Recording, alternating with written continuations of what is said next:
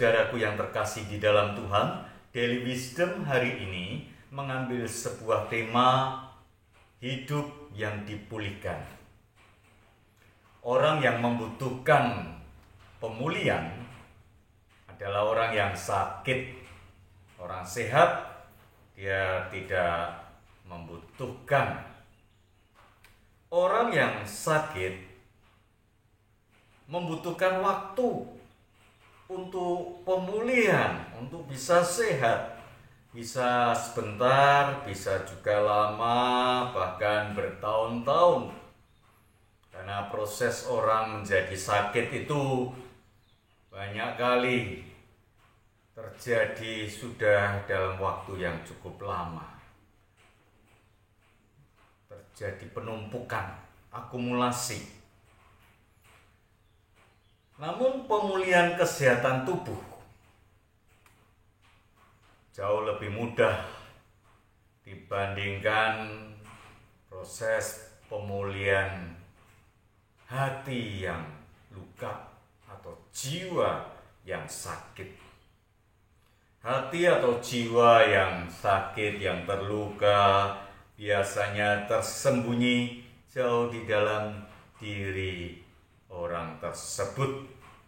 Bahkan ada yang tidak menyadari bahwa dirinya mengalami luka batin atau jiwanya terluka.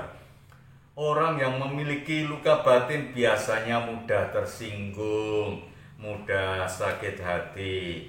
Perkataan atau tindakan seseorang yang menurut orang lain biasa-biasa saja, tapi bagi orang tersebut bisa merupakan hal yang sangat menyakitkan, bagaikan pedang yang tajam bagi orang yang hatinya sedang terluka.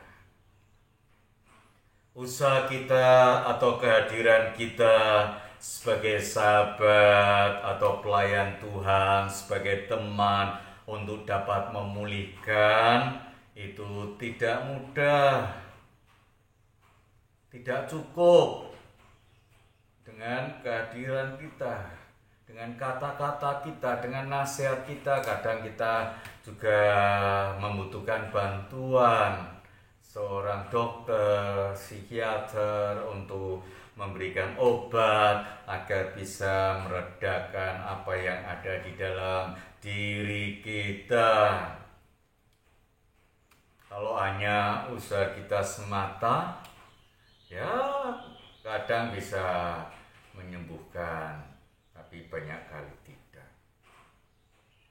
Mazmur 147 ayat yang ketiga. Ia menyembuhkan orang-orang yang patah hati dan membalut luka-luka mereka. Pemazmur berkata bahwa Tuhan tidak pernah memandang hina hati yang hancur dan jiwa yang remuk. Orang yang mengalami luka batin harus menyadari bahwa dirinya itu terluka, hatinya sakit, batinnya itu terluka dalam hati kita.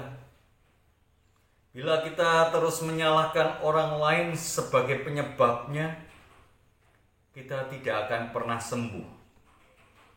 Yang kedua, orang yang mengalami luka batin itu harus berdamai dengan keadaannya, dengan dirinya.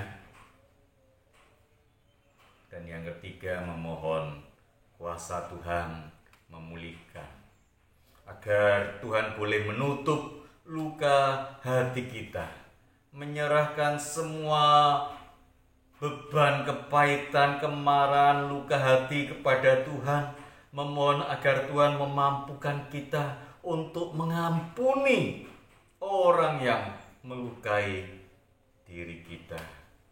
Sepahit apapun peristiwa yang terjadi, kita harus mengerti bahwa kita tidak dapat mengubah keadaan. Apa yang sudah terjadi dalam hidup kita, dan itu tidak mengubah apa-apa. Yang harus kita lakukan, memohon belas kasihan Tuhan. Tuhan jamah kita, memohon Tuhan agar kita mengampuni orang yang sudah melukai diri kita, dan kita juga menyerahkan semuanya kepada Tuhan. Kita mengingat bahwa Tuhan mengerti apa yang kita alami, dan Tuhan mampu mengangkat kita, menyembuhkan luka-luka batin kita dengan menghampiri tahtanya, dengan tersungkur di bawah kakinya, memohon Tuhan menjamah kita, maka kita akan dimampukan untuk mengalami pemulihan dengan kuasa Tuhan, dengan kasih Tuhan yang membalut luka hati kita. Tuhan Yesus memberkati saudara.